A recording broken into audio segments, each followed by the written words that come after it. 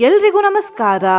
ಕಾರ್ತಿಕ ಮಾಸದ ಕೊನೆಯ ದಿನ ಅಂದ್ರೆ ಅಮಾವಾಸ್ಯೆಯ ಈ ದಿನ ದುರ್ಗಾದೇವಿಯ ಈ ಮಂತ್ರವನ್ನು ಭಕ್ತಿಯಿಂದ ಕೇಳಿದ್ರೆ ಎಲ್ಲಾ ರೀತಿಯ ಕಷ್ಟ, ನೋವು, ದುಃಖ, ತೊಂದರೆ ಮತ್ತು ಪೀಡೆ ನಾಶವಾಗ್ತದೆ. ಹಾಗೂ ಭಕ್ತರ ಮನಸ್ಸಿನ ಆಸೆಗಳು ಶೀಘ್ರದಲ್ಲಿ ಈಡೇರ್ತವೆ. ಈ ಮಂತ್ರವನ್ನು ಈ ದಿನ ಕೇಳಿದ್ರೆ ಸಾಮಾನ್ಯವಾಗಿ ಸಿಗುವುದಕ್ಕಿಂತ 100 ಪಟ್ಟು ಹೆಚ್ಚು ಫಲ ಪ್ರಾಪ್ತಿಯಾಗ್ತದೆ. ಈ ಮಂತ್ರದ ಬೇರೆ ಫಲಗಳು ಏನೇನೆಂದ್ರೆ ಜ್ಞಾನ ಮತ್ತು ಭಕ್ತಿವರ್ಧನೆ, ರಾಹುದಶೆಯ ದುಷ್ಪ್ರಭಾವದಿಂದ ಮುಕ್ತಿ, ವ್ಯಾಪಾರದಲ್ಲಿ ಅಭಿವೃದ್ಧಿ ಹಾಗೂ ನಕಾರಾತ್ಮಕ ಶಕ್ತಿಗಳಿಂದ ರಕ್ಷಣೆ. ಮಂತ್ರ ಕೇಳುವ ಮುಂಚೆ ಒಂದು ಹೊಸ ವಿಷಯವನ್ನು ತಿಳ್ಕೊಳ್ಳುವ. ಮೊನ್ನೆ ದೀಪಾವಳಿಯ ಸಮಯದಲ್ಲಿ ಲಕ್ಷ್ಮೀ ಪೂಜೆಯನ್ನು ಅಮಾವಾಸ್ಯೆಯ ದಿನ ಮಾಡಿರುವುದನ್ನು ನೀವು ಗಮನಿಸಿರಬಹುದು. ಲಕ್ಷ್ಮೀ ಪೂಜೆಯನ್ನು ಅಮಾವಾಸ್ಯೆಯ ದಿನ ಯಾಕೆ ಮಾಡಿರುವುದು ಅಂತ ಇವತ್ತು ತಿಳ್ಕೊಳ್ಳುವ.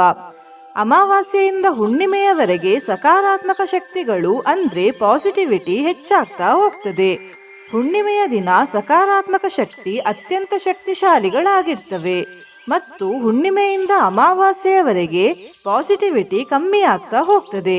ಅಮಾವಾಸ್ಯೆಯ ದಿನ ಲಕ್ಷ್ಮೀ ಪೂಜೆ ಮಾಡಿದ್ರೆ ಧನ ಸಂಪತ್ತು ಹೆಚ್ಚಾಗ್ತಾ ಹೋಗ್ತದೆ. ಈ ಕಾರಣದಿಂದ ದೀಪಾವಳಿಯ ಸಮಯದಲ್ಲಿ ಅಮಾವಾಸ್ಯೆಯ ದಿನವೇ ಲಕ್ಷ್ಮೀ ಪೂಜೆಯನ್ನು ಮಾಡುವುದು. ನಿನ್ನೆ ನಾನು ಕೇಳಿದ ಪ್ರಶ್ನೆ, ಕಾರ್ತಿಕ ಮಾಸದಲ್ಲಿ ಹರಿಹರರನ್ನು ಆರಾಧಿಸಬೇಕೆಂದು ಹೇಳಿದವರು ಯಾರು ಅಂತ. ಈ ಪ್ರಶ್ನೆಗೆ ಸರಿ ಉತ್ತರ ಶ್ರೀಕೃಷ್ಣ ದೇವರು. ಸರಿ ಉತ್ತರ ಕೊಟ್ಟವರಲ್ಲಿ ಒಬ್ಬರ ಹೆಸರು ರಘು ಅರಕೆರೆ. ರಘು ಅವರೇ ಭಕ್ತಿ ಮಾಡುವುದನ್ನು ಬಿಡಬೇಡಿ ಅಂತ ಹೇಳ್ತಾ ಇವತ್ತಿನ ಪ್ರಶ್ನೆಯನ್ನು ನೋಡುವ. ಈ ಅಮಾವಾಸ್ಯೆಯ ಹೆಸರೇನು? ಎ. ಮಾರ್ಗಶಿರ ಅಮಾವಾಸ್ಯೆ, ಬಿ. ಕಾರ್ತಿಕ ಅಮಾವಾಸ್ಯೆ, ಸಿ. ವೈಶಾಖ ಅಮಾವಾಸ್ಯೆ, ಡಿ. ಚೈತ್ರ ಅಮಾವಾಸ್ಯೆ.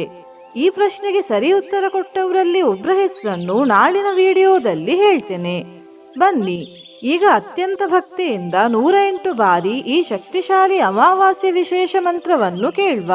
ಅದಕ್ಕಿಂತ ಮುಂಚೆ ಓಂ ದುರ್ಗಾಯೇ ನಮಃ ಅಂತ ಕಮೆಂಟ್ ಮಾಡಿ, ಚಾನಲಿಗೆ ಹೊಸಬ್ರಾಗಿದ್ರೆ ಚಾನಲ್ ಅನ್ನ ಸಬ್ಸ್ಕ್ರೈಬ್ ಮಾಡಿ, ಹತ್ರ ಇರುವ ಬೆಲ್ ಬಟನ್ ಪ್ರೆಸ್ ಮಾಡಿ, ಆಲ್ ಅನ್ನೋ ಆಪ್ಷನ್ ಅನ್ನ ಸೆಲೆಕ್ಟ್ ಮಾಡಿ.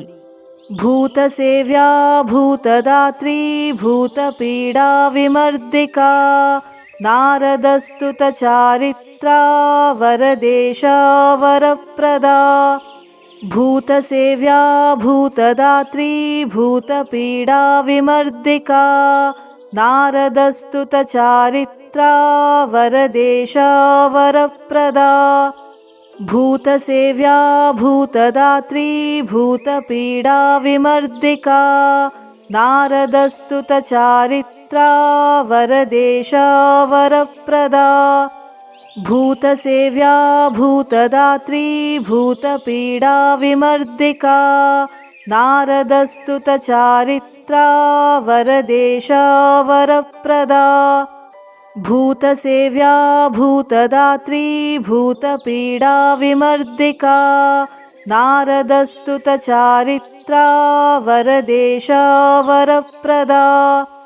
ಭೂತ ಸೇವ್ಯಾ ಭೂತದಾತ್ರಿ ಭೂತ ಪೀಡಾ ವಿಮರ್ದಿಕಾ ನಾರದಸ್ತುತ ಚಾರಿತ್ರ ವರದೇಶ ವರಪ್ರದಾ. ಭೂತ ಸೇವ್ಯಾ ಭೂತದಾತ್ರಿ ಭೂತ ಪೀಡಾ ವಿಮರ್ದಿಕಾ ನಾರದಸ್ತುತ ಚಾರಿತ್ರ ವರದೇಶ ವರಪ್ರದಾ. ಭೂತ ಸೇವ್ಯಾ ಭೂತದಾತ್ರಿ ಭೂತ ಪೀಡಾ ವಿಮರ್ದಿಕಾ ನಾರದಸ್ತುತ ಚಾರಿತ್ರ ವರದೇಶ ವರಪ್ರದಾ. ಭೂತ ಸೇವ್ಯಾ ಭೂತದಾತ್ರಿ ಭೂತ ಪೀಡಾ ವಿಮರ್ದಿಕಾ ನಾರದಸ್ತುತ ಚಾರಿತ್ರ ವರದೇಶ ವರಪ್ರದಾ. ಭೂತ ಸೇವ್ಯಾ ಭೂತದಾತ್ರಿ ಭೂತ ಪೀಡಾ ವಿಮರ್ದಿಕಾ ನಾರದಸ್ತುತ ಚಾರಿತ್ರ ವರದೇಶ ವರಪ್ರದಾ. ಭೂತ ಸೇವ್ಯಾ ಭೂತದಾತ್ರಿ ಭೂತ ಪೀಡಾ ವಿಮರ್ದಿಕಾ ನಾರದಸ್ತುತ ಚಾರಿತ್ರ ವರದೇಶ ವರಪ್ರದಾ. ಭೂತ ಸೇವ್ಯಾ ಭೂತದಾತ್ರಿ ಭೂತ ಪೀಡಾ ವಿಮರ್ದಿಕಾ ನಾರದಸ್ತುತ ಚಾರಿತ್ರ ವರದೇಶ ವರಪ್ರದಾ. भूतसेव्या भूतदात्री भूतपीडा विमर्दिका नारदस्तुतचारित्रा वरदेशा वरप्रदा भूतसेव्या भूतदात्री भूतपीडा विमर्दिका नारदस्तुतचारित्रा वरदेशा वरप्रदा भूतसेव्या भूतदात्री भूतपीडा विमर्दिका नारदस्तुतचारित्रा वरदेशा वरप्रदा भूतसेव्या भूतदात्री भूतपीडा विमर्दिका नारदस्तुतचारित्रा वरदेशा वरप्रदा भूतसेव्या भूतदात्री भूतपीडा विमर्दिका नारदस्तुतचारित्रा वरदेशा वरप्रदा भूतसेव्या भूतदात्री भूतपीडा विमर्दिका नारदस्तुतचारित्रा वरदेशा वरप्रदा भूतसेव्या भूतदात्री भूतपीडा विमर्दिका नारदस्तुतचारित्रा वरदेशा वरप्रदा भूतसेव्या भूतदात्री भूतपीडा विमर्दिका नारदस्तुतचारित्रा वरदेशा वरप्रदा भूतसेव्या भूतदात्री भूतपीडा विमर्दिका नारदस्तुतचारित्रा वरदेशा वरप्रदा भूतसेव्या भूतदात्री भूतपीडा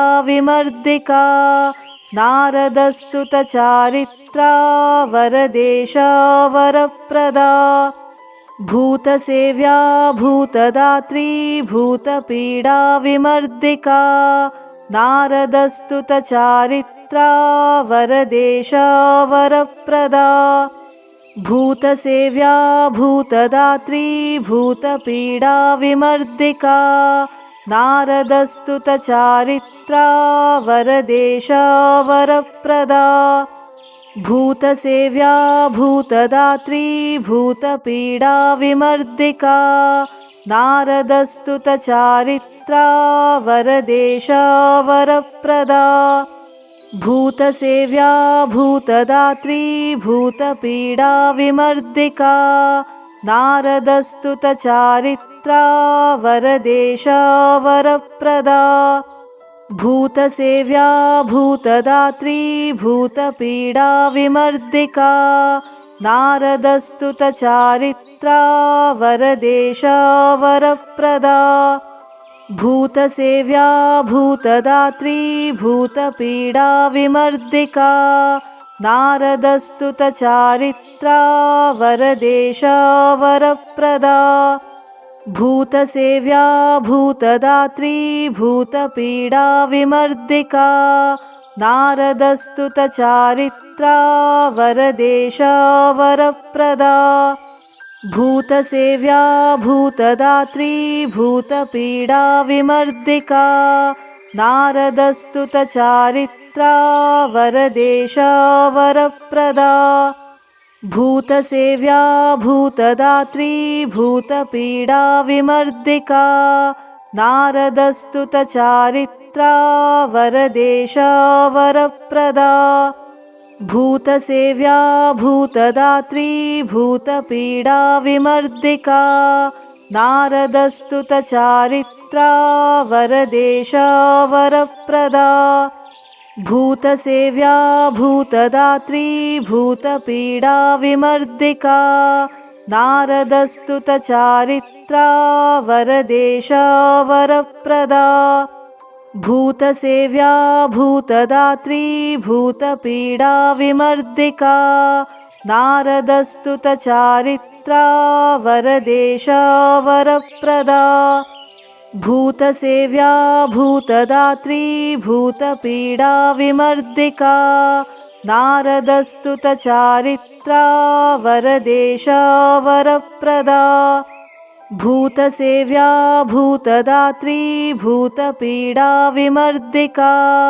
नारदस्तुतचारित्रा वरदेशा वरप्रदा भूतसेव्या भूतदात्री भूतपीडा विमर्दिका नारदस्तुतचारित्रा वरदेशा वरप्रदा भूतसेव्या भूतदात्री भूतपीडा विमर्दिका नारदस्तुतचारित्रा वरदेशा वरप्रदा भूतसेव्या भूतदात्री भूतपीडा विमर्दिका नारदस्तुतचारित्रा वरदेशा वरप्रदा भूतसेव्या भूतदात्री भूतपीडा विमर्दिका नारदस्तुतचारित्रा वरदेशा वरप्रदा भूतसेव्या भूतदात्री भूतपीडा विमर्दिका नारदस्तुतचारित्रा वरदेशा वरप्रदा भूतसेव्या भूतदात्री भूतपीडा विमर्दिका नारदस्तुतचारित्रा वरदेशा वरप्रदा भूतसेव्या भूतदात्री भूतपीडा विमर्दिका नारदस्तुतचारित्रा वरदेशा वरप्रदा भूतसेव्या भूतदात्री भूतपीडा विमर्दिका नारदस्तुतचारित्रा वरदेशा वरप्रदा भूतसेव्या भूतदात्री भूतपीडा विमर्दिका नारदस्तुतचारित्रा वरदेशा वरप्रदा भूतसेव्या भूतदात्री भूतपीडा विमर्दिका नारदस्तुतचारित्रा वरदेशा वरप्रदा भूतसेव्या भूतदात्री भूतपीडा विमर्दिका नारदस्तुतचारित्रा वरदेशा वरप्रदा भूतसेव्या भूतदात्री भूतपीडा विमर्दिका नारदस्तुतचारित्रा वरदेशा वरप्रदा भूतसेव्या भूतदात्री भूतपीडा विमर्दिका नारदस्तुतचारित्रा वरदेशा वरप्रदा भूतसेव्या भूतदात्री भूतपीडा विमर्दिका नारदस्तुतचारित्रा वरदेशा वरप्रदा भूतसेव्या भूतदात्री भूतपीडा विमर्दिका नारदस्तुतचारित्रा वरदेशा वरप्रदा भूतसेव्या भूतदात्री भूतपीडा विमर्दिका नारदस्तुतचारित्रा वरदेशा वरप्रदा भूतसेव्या भूतदात्री भूतपीडा विमर्दिका नारदस्तुतचारित्रा वरदेशा वरप्रदा भूतसेव्या भूतदात्री भूतपीडा विमर्दिका नारदस्तुतचारित्रा वरदेशा वरप्रदा भूतसेव्या भूतदात्री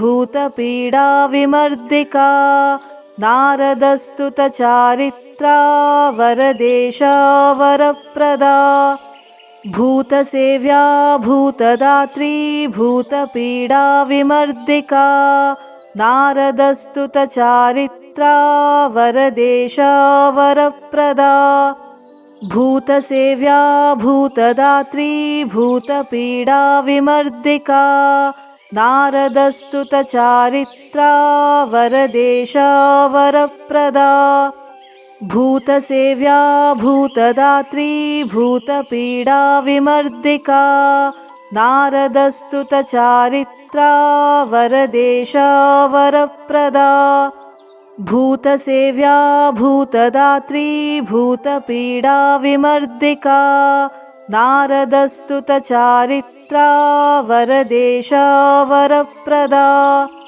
भूतसेव्या भूतदात्री भूतपीडा विमर्दिका नारदस्तुतचारित्रा वरदेशा वरप्रदा भूतसेव्या भूतदात्री भूतपीडा विमर्दिका नारदस्तुतचारित्रा वरदेशा वरप्रदा भूतसेव्या भूतदात्री भूतपीडा विमर्दिका नारदस्तुतचारित्रा वरदेशा वरप्रदा भूतसेव्या भूतदात्री भूतपीडा विमर्दिका नारदस्तुतचारित्रा वरदेशा वरप्रदा भूतसेव्या भूतदात्री भूतपीडा विमर्दिका नारदस्तुतचारित्रा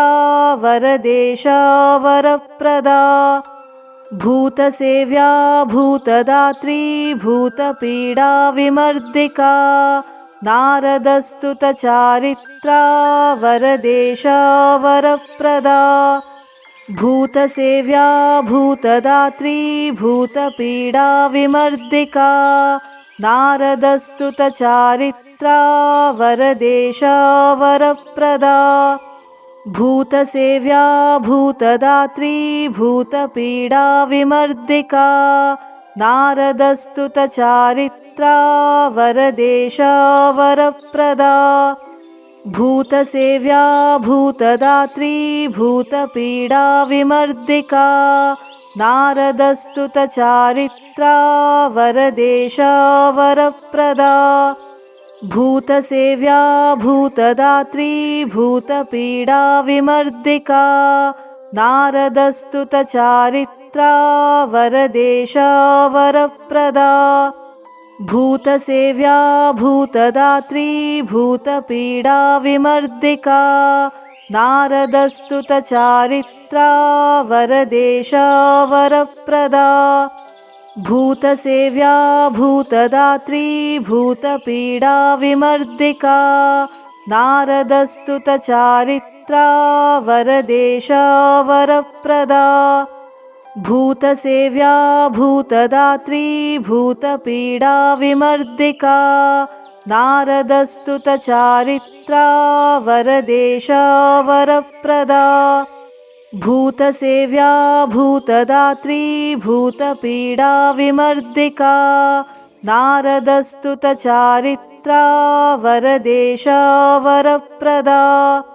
भूतसेव्या भूतदात्री भूतपीडा विमर्दिका नारदस्तुतचारित्रा वरदेशा वरप्रदा भूतसेव्या भूतदात्री भूतपीडा विमर्दिका नारदस्तुतचारित्रा वरदेशा वरप्रदा भूतसेव्या भूतदात्री भूतपीडा विमर्दिका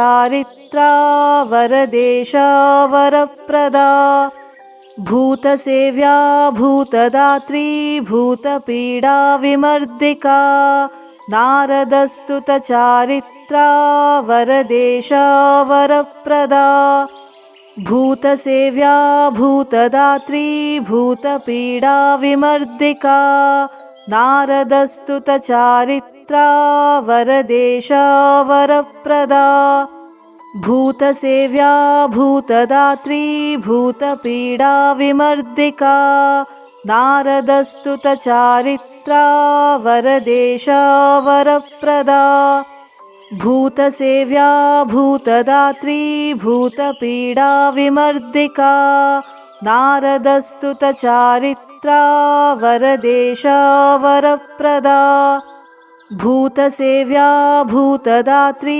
भूतपीडा विमर्दिका नारदस्तुतचारित्रा वरदेशा वरप्रदा भूतसेव्या भूतदात्री भूतपीडा विमर्दिका नारदस्तुतचारित्रा वरदेशा वरप्रदा भूतसेव्या भूतदात्री भूतपीडा विमर्दिका नारदस्तुतचारित्रा वरदेशा वरप्रदा भूतसेव्या भूतदात्री भूतपीडा विमर्दिका नारदस्तुतचारित्रा वरदेशा वरप्रदा भूतसेव्या भूतदात्री भूतपीडा विमर्दिका नारदस्तुतचारित्रा वरदेशा वरप्रदा भूतसेव्या भूतदात्री भूतपीडा विमर्दिका नारदस्तुतचारित्रा वरदेशा वरप्रदा भूतसेव्या भूतदात्री भूतपीडा विमर्दिका नारदस्तुतचारित्रा वरदेशा वरप्रदा भूतसेव्या भूतदात्री भूतपीडा विमर्दिका नारदस्तुतचारित्रा वरदेशा वरप्रदा भूतसेव्या भूतदात्री भूतपीडा विमर्दिका नारदस्तुतचारित्रा वरदेशा वरप्रदा भूतसेव्या भूतदात्री भूतपीडा विमर्दिका नारदस्तुतचारित्रा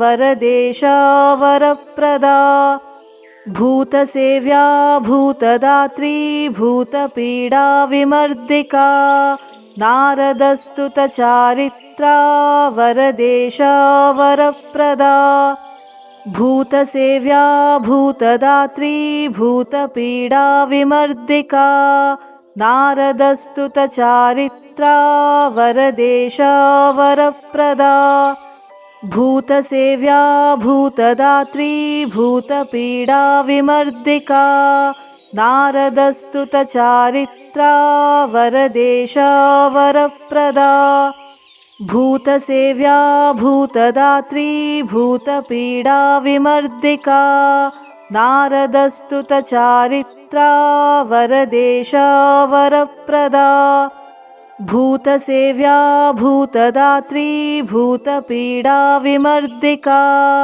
नारदस्तुतचारित्रा वरदेशा वरप्रदा भूतसेव्या भूतदात्री भूतपीडा विमर्दिका नारदस्तुतचारित्रा वरदेशा वरप्रदा भूतसेव्या भूतदात्री भूतपीडा विमर्दिका नारदस्तुतचारित्रा वरदेशा वरप्रदा भूतसेव्या भूतदात्री भूतपीडा विमर्दिका नारदस्तुतचारित्रा वरदेशा वरप्रदा भूतसेव्या भूतदात्री भूतपीडा विमर्दिका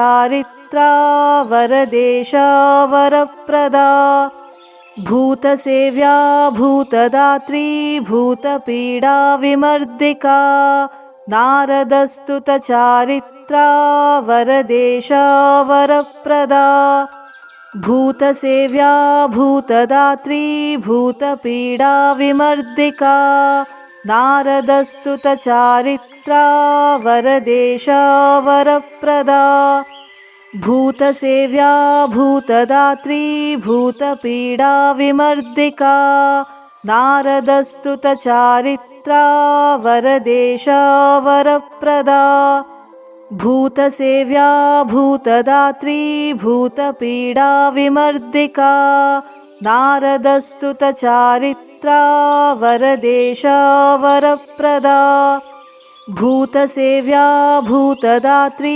भूतपीडा विमर्दिका नारदस्तुतचारित्रा वरदेशा वरप्रदा भूतसेव्या भूतदात्री भूतपीडा विमर्दिका नारदस्तुतचारित्रा वरदेशा वरप्रदा भूतसेव्या भूतदात्री भूतपीडा विमर्दिका नारदस्तुतचारित्रा वरदेशा वरप्रदा भूतसेव्या भूतदात्री भूतपीडा विमर्दिका नारदस्तुतचारित्रा वरदेशा वरप्रदा भूतसेव्या भूतदात्री भूतपीडा विमर्दिका नारदस्तुतचारित्रा वरदेशा वरप्रदा. ಧನ್ಯವಾದಗಳು.